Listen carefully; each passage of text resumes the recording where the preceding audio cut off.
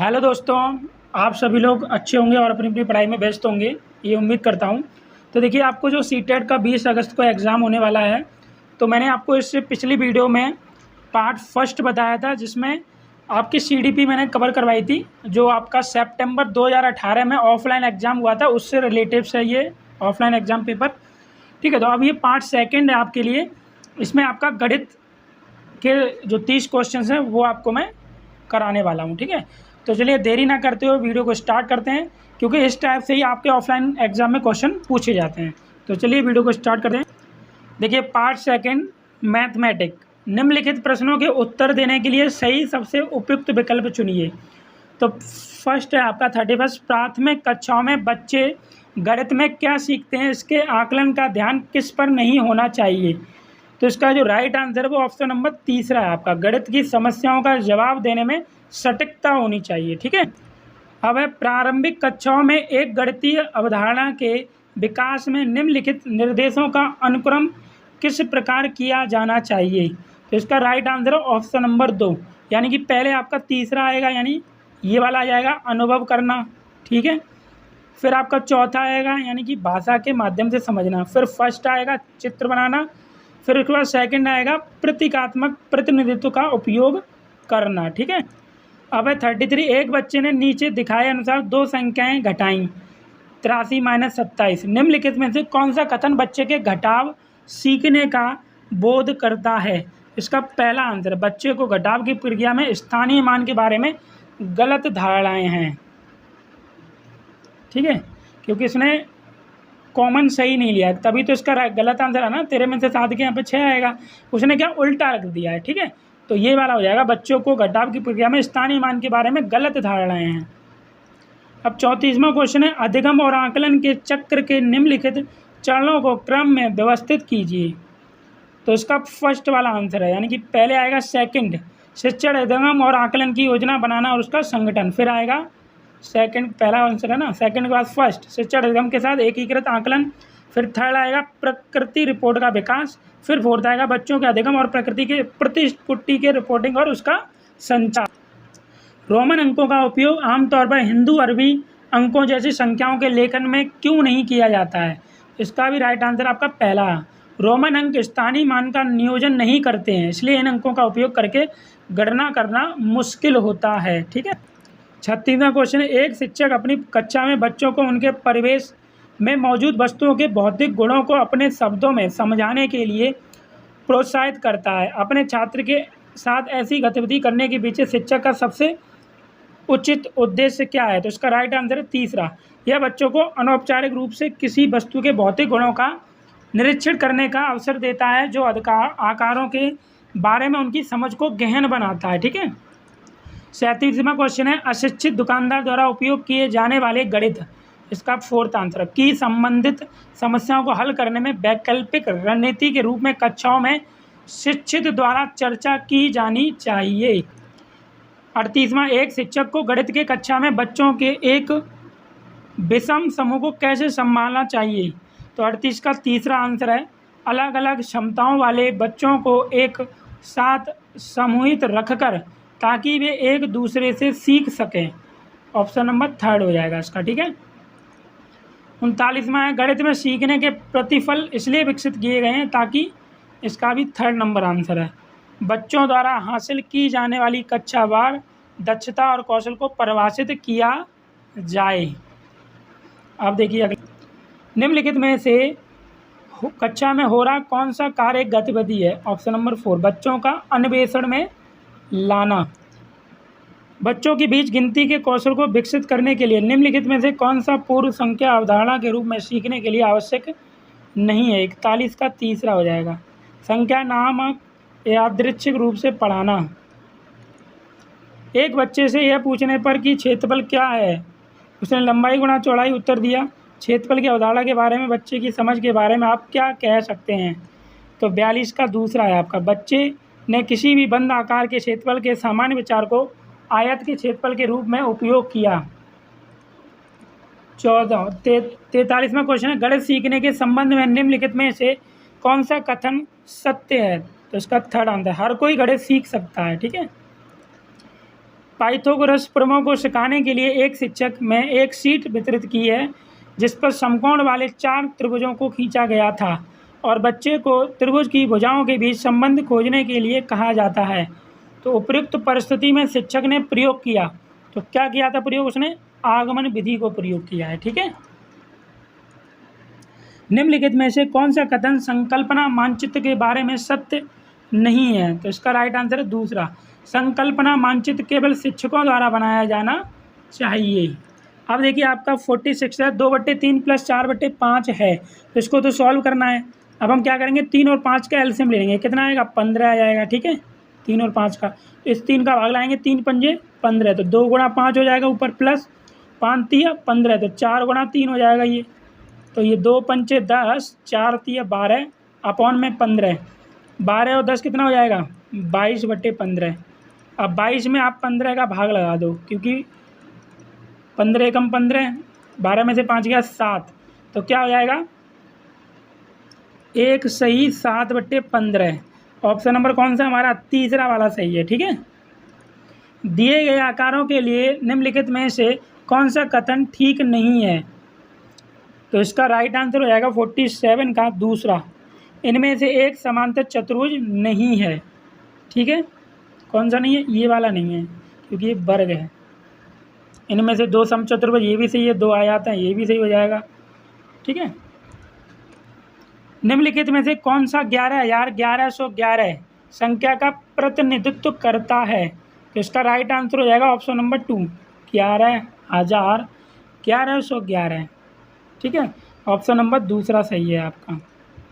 अब देखिए कैसे लिखे हैं, देखो ये हो गया आपका 11,000। ठीक है, 11,000, फिर 1100, फिर ये 11, इनको जोड़ो, ये 11, 1 1 1 आ गया, ये 1 आ गया, 1 1 2, तो यही तो होगा आपका 12,111। ठीक है, तो 11,1111, इन सभी को जोड़ोगे तो ये आएगा, ये प्रतिनिधित्व कर रहा है। ऑप्शन नंबर 2 आपका सही है। बिंदु ए और बी नीचे दिखाई गई नंबर रेखा पर संख्याओं का प्रतिनिधित्व करते हैं, तो बिंदु ए और बीच की दूरी बताइए। तो बिंदु ए आपकी ये रही और बिंदु बी ये रही, तो इन दोनों के बीच की दूरी बतानी। ये 39,000 है और ये 61,000 है, तो आप 61,000 में से आप 39,000 को माइनस करोगे तो क्या आ जाएगी 22,000 इकाइयाँ। ऑप्शन नंबर 4 वाला आपका हो जाएगा। ठीक है, देखिए आप अगला क्वेश्चन है, 3 सही 1/4 kg चीनी से 1/16 kg चीनी के कितने पैकेट बनाए जा सकते हैं, तो ये आपकी 1/16 चीनी की, तो इसमें नंबर ऑफ पैकेट्स बताने हैं। ठीक है, तो पैकेट की संख्या बराबर क्या हो जाएगा, इसको सॉल्व करोगे 4 × 12 13, 13/4 हो गया ये, और ये आपका 1/16 ही है। तो क्या करोगे, number of packets, total quantity of sugar, तो टोटल क्वांटिटी ऑफ शुगर कितनी दी है, यानी कि चीनी इतनी दी है ना 13/4। ठीक है, फिर इसके बाद 1/16 kg चीनी के, यानी इतनी चीनी के हमें पैकेट बनाने हैं, तो अमाउंट ऑफ शुगर 1 पैकेट, यानी कि 1/16 ये हो गया। अब ये क्या होगा, इसका गुणा ऊपर हो जाएगा 4 का यहाँ हो जाएगा, तो ये हो गया आपका 13 × 16/4 × 1, 4 से काट दो, 4 चौक 16, 13 का गुणा 4 में कर दोगे 13 चौक 52, तो इसका 52 आंसर आ जाएगा। ऑप्शन नंबर पहला वाला सही है हमारा। ठीक है, देखिए आप क्वेश्चन क्या दिया आपको, हरीश ने 18:40 बजे अपनी यात्रा शुरू की और 22:20 बजे समाप्त की, तो यात्रा पूरी करने में लिया गया समय, तो क्या किया उसने, उसका जो हुआ है आपका 22:20 पर उसकी समाप्त हुई है। ठीक है, और 18:40 पर ये, अब ये इससे बड़ा है ना, मतलब ये 40 है, ये तो छोटा है ना, तो हम क्या करेंगे, एक संख्या आप इधर लेके आओगे, तो मतलब 22 से 22 को इधर ले आओगे तो ये क्या हो जाएगा 80 हो जाएगा, क्योंकि 1 मिनट में 60 सेकंड, तो 60, तो 1 मिनट में क्या है ये 60 हो जाएगा, 60 और 20 कितना हो गया 80, तो ये रह जाएगा आपका 21:80, और ये तो आपका 18:40 है, क्योंकि हमें घटाना है ना इसलिए, तो ये 0 0 आ गया, 8 में से 4 गया 4, 11 में से 8 गया 3, ये तो 1 में से गया 0, 3:40, तो 3:40 कौन सा ऑप्शन है, ऑप्शन नंबर पहला वाला हो जाएगा, 3 घंटे 40 मिनट का समय उसको लगा है। ठीक है, देखिए अगला क्वेश्चन क्या है, 200 मिलीलीटर और 300 मिलीलीटर माप वाले बर्तनों का उपयोग कर 2000 ml आयतन की एक बाल्टी भरनी है, तो 200 ml और 300 ml के बर्तनों के द्वारा क्रमशः बाल्टी भरने के लिए बर्तनों के निम्नलिखित संयोजन में कौन सा सही नहीं है। तो देखिए पहला ऑप्शन ले लेते हैं। देखिए पहले ऑप्शन में पहला यानी 200 ml को कितना लेना है, एक बाल्टी लेनी 200 ml की, तो ये एक ले ली हमने, ठीक है 200 ml की। और दूसरा क्या 6 दिया है, तो 300 ml की हमने 6 बाल्टी ले ली हैं। तो 200 गुणा आप एक का गुणा 200 में करोगे तो कितना हो जाएगा, 200 हो गया, ठीक है। और ये 300 गुणा हम 6 करेंगे, 6 थी 1800। अब आप जोड़िए इनको, 200 प्लस 1800 कितना हो रहा है, 2000 हो रहा है कि नहीं हो रहा है, 8 और 10 एक, तो 2000 और 2000 ml ही आपको भरना है। तो यानी ऑप्शन नंबर पहला ही वाला हमारा सही हो गया है। उसमें बोला गया कौन सा सही नहीं है। तो अब देखिए दूसरा ऑप्शन क्या है, ये 4 और 4, अगर हम 4 इसमें लेंगे 4 दूनी 8 हो जाएगा, ठीक है। तो ये 800 हो गया और 4 थी 1200, तो 12 8 ये भी 2000 हो रहा है, यानी ये वाला भी सही है हमारा, ठीक है। अब ये वाला लेके देखते हैं, 7 लेंगे 7 दूनी 1400 हो जाएगा, और ये 2 लेंगे 3 वाला 2 3 600, तो ये भी आपके 2000 हो रहे हैं, यानी ऑप्शन नंबर तीसरा भी सही है। अब हम चौथा देखते हैं, 6 लेंगे हम 6 दूनी 1200 हो जाएगा, और 3 लेना आपको, ये वाला 3 थी और 900, तो 12 9 कितना हो रहा है 2100, यानी यही वाला गलत है। तो उसमें बोला गया कौन सा सही नहीं है, तो यही वाला सही नहीं है, ऑप्शन नंबर चौथा हो जाएगा आपका, ठीक है। उम्मीद है आपको ये सवाल समझ में आ गया होगा। देखिए 53 क्वेश्चन है, निम्नलिखित में से 7.1 गुणा 3.85 बट्टे 9.09 का सबसे अच्छा अनुमान कौन सा है, ठीक है। तो देखिए 7.1 है, तो ये 7.1 को हम 7 लिख लें तो 3.85 आपका 3.85। अब 85 है, एक अंक आपका क्या होता है इसमें बढ़ जाता है, यानी कि हम सीधा इसको अप्रॉक्स 4 मान सकते हैं ना, ठीक है। और ये 9.09 है, और हम 9.09 को सीधा 9 मान लें। तो देखिए आप रखिए 7.1 की जगह क्या रख दें, यहाँ पे 7 रख दिया हमने, गुणा 3.85 की जगह 4 रख दिया, 7 गुणा 4, और 9.09 की जगह 9, तो 7 गुणा 4 बट्टे 9 कौन सा ऑप्शन है, 7 गुणा 4 बट्टे 9 ऑप्शन नंबर 2। तो ये ऑप्शन नंबर 2 हमारा। 54 क्वेश्चन क्या है, यदि ग्रिड में एक छोटा वर्ग 4 वर्ग इकाई का है तो ग्रिड पर बनाए गए आयत का परिमाप ज्ञात कीजिए। छोटा वर्ग क्या है, 4 वर्ग इकाई का है, तो यानी कि 4 वर्ग क्या हो गया, इसका क्षेत्रफल हो गया। तो वर्ग का क्षेत्रफल क्या होता है आपका, वर्ग का क्षेत्रफल बराबर होता है भुजा स्क्वायर, ठीक है। तो भुजा हमने ए माना, तो ए स्क्वायर बराबर क्या दिया 4, तो ये ए स्क्वायर इधर आके रूट में जाएगा, 4 किसका होता है आपका 2 का, तो भुजा कितनी आ गई आपकी 2 आ गई, ठीक है। तो किसकी है ये, वर्ग की है, तो 2 इसकी हो गई, 2 इसकी, 2 इसकी है, 2 इसकी है, ठीक है। तो ये तो सामने सामने हो गई, ये 2 हो जाएगी, ये 2 हो जाएगी इसकी, ये तो आमने सामने बराबर होता है। ये कितना हो रहा है 2 2 4 और 2 6 और 2 8, यानी कि लंबाई गुणा चौड़ाई क्या होता है आपका, तो लंबाई कितनी हो जाएगी 2 2 4 और 2 6 2 8 हो गई, और चौड़ाई कितनी हो जाएगी 2 2 4 आपकी चौड़ाई होगी। तो आयत के परिमाप का फॉर्मूला क्या होता है, आयत का परिमाप बराबर होता है आपका 2 लंबाई प्लस चौड़ाई, यही तो होता है। तो हम यहाँ रख देते हैं वैल्यू को, 2 लंबाई कितनी है हमारे पास, लंबाई है 8 और चौड़ाई कितनी है 4, तो ये 2 गुणा 8 और 4 12, 12 दूनी 24 इकाई, तो 24 इकाई कौन सा, ऑप्शन नंबर 3 वाला आपका सही है, ठीक। अगला क्वेश्चन क्या है, एक बच्चे ने 5 विषयों में से प्रत्येक में 75 अंक प्राप्त किए, बच्चे द्वारा प्राप्त अंकों की मध्यिका क्या है। तो टोटल कितने हैं आपके 5 हैं, देखो एक सेकंड रुकिए, पहला बच्चा हो गया, ये दूसरा, ये तीसरा, ये चौथा, ये 5वां, ठीक है। तो इन्होंने सभी में 75 अंक प्राप्त किए, इसने भी 75 प्राप्त किए, इसने भी 75, इसने भी 75 और ये इसने भी 75 प्राप्त किए। अब टोटल कितने हो गए आपके 1 2 3 4 5 हो रहे हैं ना कुल पद, तो कुल पद आपके हो रहे हैं 5। और 5 कैसी संख्या आपकी विषम है, जब हम विषम संख्या होती है तो मध्यिका का फॉर्मूला कौन सा लगता है, ये वाला लगता है, मध्यिका बराबर होता है n+1 बट्टे 2 वहाँ पद, ये वाला फॉर्मूला लग जाएगा आपका, ठीक है। तो n की जगह कितना आ गया 5 + 1 बट्टे 2, 5 में 1 जोड़ेंगे 6 बट्टे 2, 2 से काट दो, 2 3 6, तो ये हो गया 3वां पद। तो तीसरा पद कौन सा है आपका 1 2 3, तीसरा पद है आपका 75, तो 75 कौन सा पहला वाला, ये आ गया 75, ठीक है। ऑप्शन नंबर फर्स्ट हमारा सही हो जाएगा। 56 है, दिए गए ठोस को निम्न में से किसको मोड़कर बनाया जा सकता है? तो 56 का आंसर हो जाएगा दूसरा, इसको मोड़कर हम बना सकते हैं। ठीक है, ये हो जाएगा आपका क्वेश्चन। आपका यदि निम्नांकित पाई चार्ट में लाल भाग 40 तो सफ़ेद भाग क्या है? तो सफ़ेद लाल क्या है आपका 1/2 है। ठीक है, तो 1/2 बराबर कितना है? 40 है ना। 1/2 की वैल्यू 40 दी गई है ना। तो आपसे सफ़ेद की पूछी गई, सफ़ेद कितना है आपके पास? 1/8 है। तो 1/8 यानी कि ये 2 का क्या हो रहा है यहाँ पे भाग हो रहा है, उधर आके गुणा हो गया, 40 गुणा 2। ठीक है, और 1/8 की वैल्यू पूछी गई तो इसमें भी गुणा हो जाएगा 1/8 का। 8 से काट दोगे इसको, 8 पंजे 40, 5 का 2 में करोगे 5 दूनी 10, तो कितनी आ गई? 10 वैल्यू आएगी। ऑप्शन नंबर आपका 2 वाला सही हो जाएगा। उम्मीद करते हैं आपको ये क्वेश्चन भी समझ में आ गया होगा।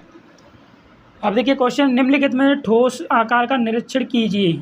निम्न में से कौन से दिए गए ठोस की ऊपरी सतह का दृश्य है? तो कौन सा दृश्य हो जाएगा इसमें? देखो इसका पहला वाला। ठीक है, ऑप्शन नंबर फर्स्ट हो जाएगा। देखो ये रहा, इसमें दिया गया ना ऐसे करके यहाँ तक सीधा पूरा, तो फर्स्ट वाला ऑप्शन इसका सही हो जाएगा। 59 है, निम्न में से किसकी लागत अधिक है? 250 रुपये प्रत्येक पैकेट वाले 200 पैकेट। तो पहला वाला आंकड़ा देखिए आप, तो क्रय मूल्य क्या हो गया इसमें आपका? 250 रुपये। और कितने कुल मूल्य कितना हो जाएगा? ये तो हो गया क्रय मूल्य। कुल मूल्य क्या हो जाएगा? ये क्रय मूल्य हो गया। और कुल मूल्य तो ये 250 हैं, कितने पैकेट आ रहे हैं? 200 के, 200 पैकेट में लेना, तो कितना हो गया ये? 25 दूनी 50, यानी 50,000 रुपये हो रहा है ये। ठीक है, अब इसी प्रकार से सेकंड वाले में देखिए 250 रुपये प्रत्येक वस्तु के 20 दर्जन। तो एक दर्जन में कितने आ रहे हैं? एक दर्जन में आपके आ रहे हैं 12, और इसमें क्या बोलेगा? 20 दर्जन। तो 20 दर्जन में कितना हो जाएगा? 20 गुणा 12, 12 दूनी 24, 240 हो रहा है। ठीक है, तो 25 का गुणा 240 में कर दोगे तो इससे तो ज़्यादा आंकड़ा आ रहा है ना हमारा। तो जब ज़्यादा आंकड़ा आ रहा है तो ऑप्शन नंबर कौन सा आपका सही हो जाएगा? हमें तो वही आंसर निकालना है ना। तो आपका दूसरा वाला आंकड़ा सही है, तो ऑप्शन नंबर सेकंड वाला आपका सही हो जाएगा। ठीक है, ये है आपका लास्ट क्वेश्चन। 1 - 1 प्लस 1 - 1 प्लस 1 - 1 का सम संख्यक पदों तक योग है। अब अगर आप इसमें देखिए 1 - 1 कर रहे हैं तो 0 आएगा कि नहीं आएगा? देखिए इसका भी आपका 0 आ जाएगा। ठीक है, इसका भी आपका 0 हो जाएगा, ये इसका भी 0 हो गया। तो 0 + 0 + 0 करोगे तो 0 ही आएगा ना। ठीक है, यही तो होगा कि नहीं होगा? तो यानी कि इसमें आपसे पूछा क्या गया? सम संख्यक पदों का योग। तो सम संख्यक पदों का योग जो है इस वाले क्वेश्चन के लिए हमेशा क्या आएगा? 0 ही आएगा। तो ऑप्शन नंबर फर्स्ट वाला आपका सही हो गया ये। ठीक है, तो उम्मीद करते हैं आपको ये सभी क्वेश्चन अच्छी तरह से समझ में आ गए होंगे। अगर आपको ये वीडियो अच्छी लगी हो तो वीडियो को लाइक ज़रूर कर दें, और चैनल पे नए हो तो चैनल को सब्सक्राइब कर लें, और वीडियो को अपने दोस्तों के साथ शेयर कर दें। तो वीडियो देखने के लिए आपका बहुत बहुत